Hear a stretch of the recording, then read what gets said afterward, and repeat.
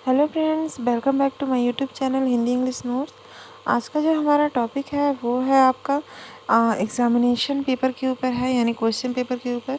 मैं क्लास और जो क्वेश्चन पेपर है वो दोनों ही अपलोड कर रही हूँ ताकि आपको बाद में कोई दिक्कत ना हो, एग्ज़ाम तक सारे वीडियो अपलोड हो जाए, ताकि आपको सारे नोट भी मिल जाए और सारे मॉडल पेपर भी मिल जाए। क्योंकि आपका तिमाही और छमाही का जो एग्ज़ाम होगा उसमें आपको फाइनल ईयर के जो फाइनल एग्ज़ाम के जो क्वेश्चन पेपर हैं उनको भी देखना पड़ेगा। ठीक है, तो चलिए फ्रेंड्स स्टार्ट करते हैं। और हो सके तो ऐसे क्वेश्चन पेपर प्राप्त करने के लिए मेरा जो चैनल है इसको सब्सक्राइब ज़रूर कर लीजिएगा।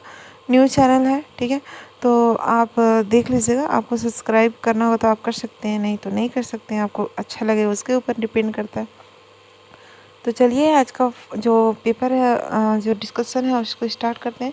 तो हमारा यहाँ पे क्या है, इनऑर्गेनिक केमिस्ट्री के बारे में हम देखेंगे, जो कि क्या है फर्स्ट पेपर है। ठीक है, इसका सेकंड पेपर जो सेकेंड ईयर का 2017 का सेकंड पेपर मैंने ऑलरेडी अपलोड कर दिया है, आप जाकर चेक ज़रूर कर लेना। तो इसमें क्या करना है, आपका पहला क्वेश्चन है संक्रमण तत्व जो परिवर्तित ऑक्सीकरण अवस्था को क्यों दिखाती है, यानी कि जो आपका संक्रमण तत्व है। ठीक है, संक्रमण तत्व देखिएगा पीरियोडिक टेबल में, आप देखिएगा एक जो 3D आपका बीच का जो होता है, ठीक है, डी ब्लॉक के तत्व उनको संक्रमण तत्व कहते हैं। तो जो आपका संक्रमण तत्व है वो परिवर्तित ऑक्सीकरण अवस्था क्यों दिखाती है। ठीक है, ऑक्सीडेशन स्टेट के बारे में मैंने ऑलरेडी अपने यूट्यूब चैनल पे बता दिया है, तो आप जाके चेक कर लेना, जो आपका ट्रांजिशन एलिमेंट है उसमें है। ठीक है, नेक्स्ट है आपका वेनेडियम ऑक्साइड बनाने की विधि व गुण भी लिखिए। मतलब इसमें आपका आता ही है वेनेडियम जो ऑक्साइड बनाने की विधि व गुण, तो आप इसको याद कर लीजिएगा। नेक्स्ट है आपका जो संक्रमण तत्वों के आयन रंगीन होते हैं क्यों। तो आपको जैसा कि मैंने बताया है अपने क्लास में कि जो आपका संक्रमण तत्व है उसमें जो आयन है, चाहे वो जो भी हो, ठीक है, यानी कि डी ब्लॉक के जितने भी संक्रमण तत्व के आयन हैं वो सारे क्या करते हैं, आपका रंगीन होते हैं। रंगीन इसलिए होते हैं क्योंकि उनमें एलिमेंट्स पाए जाते हैं। ठीक है, सबका जो कोष्टक है, अष्टक जो है वो भरा रहता है। ठीक है, डी ब्लॉक भरा रहता है, मतलब उसमें कुछ ना कुछ इलेक्ट्रॉन पाए जाते हैं, इसलिए वो क्या होता है, रंगीन दिखाई देता है। तो आप इस चीज़ को जाकर कंफर्म कर लीजिएगा मेरे चैनल पे। सोडियम नाइट्रोक्लोराइड पर टिप्पणी लिखना है। ठीक है, नेक्स्ट है आपका जो वेनेडियम PTMO और RH के इलेक्ट्रॉनिक विन्यास लिखना है। ये भी मैंने अपने यूट्यूब चैनल पे अपलोड कर दिया है, आप जाके जरूर देख लेना। ये सारे F ब्लॉक के हैं। F ब्लॉक के समझ रहे हो ना, जो नीचे 2 लाइन का होता है पीरियोडिक टेबल के। ठीक है, यहाँ पीरियोडिक टेबल रहता है, इधर 2 लाइन का दिया रहता है, उसमें से एक लेंथेनाइड है, एक्टिनाइड है, तो आपको एक्टिनाइड वाले में ये सीरीज मिल जाएगा। ठीक है, और इसमें आप देख सकते हो कि आपको कौन सा वाला इलेक्ट्रॉनिक विन्यास इसमें लिखना था। डी संक्रमण को समझाइए, ये भी आपका जो ट्रांजेक्शन एलिमेंट है उसमें आपको पता चल जाएगा इसके बारे में। नेक्स्ट है आपका चुंबक की सुग्राहिता क्या है, इसे ज्ञात करने की विधि का वर्णन कीजिए। ये भी मैंने अपने यूट्यूब चैनल पे अपलोड कर दिया है। ठीक है, आप जाके चेक जरूर कर लेना इसके बारे में। क्यूरी बीच का नियम क्या है, ये भी याद कर लीजिएगा, क्यूरी लॉ। लेटिमार आरेख क्या है। ठीक है, लेटिमार आरेख बहुत ही ईजी है, तो इस टॉपिक को भी तैयार कर लीजिएगा। जो यूपीएससी नाम है, ठीक है, यहाँ पे यूपीएससी नाम बहुत ही ईजी है। इस चीज़ को मैंने अपने वीडियो में अच्छे से एक्सप्लेन किया है कि क्या क्या होगा। ठीक है, बहुत ही इंपॉर्टेंट है ये और बहुत ही इजी टॉपिक, सबसे इजी टॉपिक यही है।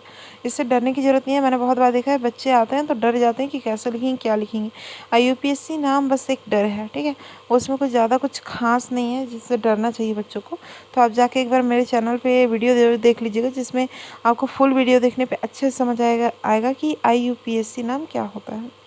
नेक्स्ट है आपका जो वर्नर के उपसंयोजक सिद्धांत है उसका प्रायोगिक सत्यापन कीजिए। 2023 में भी अभी एग्जामिनेशन में ये चीज़ आया था और इसमें भी पूछा है, तो आपको ज़रूर इसको तैयार कर लेना है।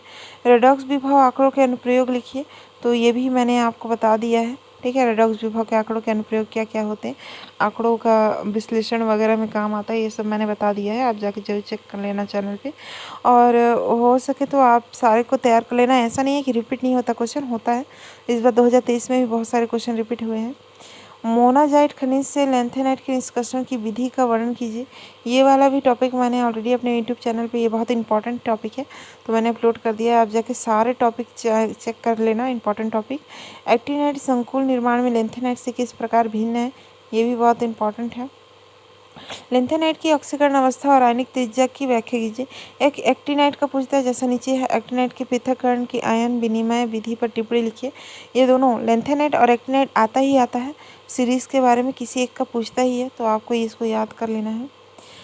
संक्षिप्त टिप्पणी लिखना है। लुईस अम्ल, द्रव SO2 में रेडॉक्स अभिक्रिया, अमीनो अपघटन के बारे में। ठीक है, तो आप कर लीजिएगा। नेक्स्ट है आपका कारण बताना है। जो प्रबल अम्लों के संयुग्मी क्षारक दुर्बल होते हैं उनके बारे में, और द्रव NH3 संगुणत्व प्रदर्शित करता है उसके बारे में बताना है। द्रव जो NH3 यानी अमोनिया होता है में AgF पूर्ण विलय होता है, क्यों? ठीक है, ये सारी चीज़ें आप देख लीजिएगा, बना लीजिएगा, और हो सके तो पेपर से पहले ये सब मॉडल जो एग्ज़ाम के क्वेश्चन हैं वो सब आप तैयार कर लीजिए, क्योंकि ये बहुत ही इम्पॉर्टेंट है। यहाँ पे बच्चे ये सोचते हैं कि एग्ज़ाम के टाइम पे तैयार करेंगे, पर इस बार भी केमिस्ट्री का एग्ज़ाम जो है बहुत ही अजीब गया है बच्चों का। बोलते हैं कि पढ़ा हुआ नहीं आया है, पढ़ोगे तब ना आएगा। आपको साल भर मेहनत करना है इस चीज़ के लिए। और ऑर्गेनिक केमिस्ट्री का तो ज़रूर आपको केवल रिएक्शन याद कर लेना है, क्योंकि वो बहुत ही इम्पॉर्टेंट है।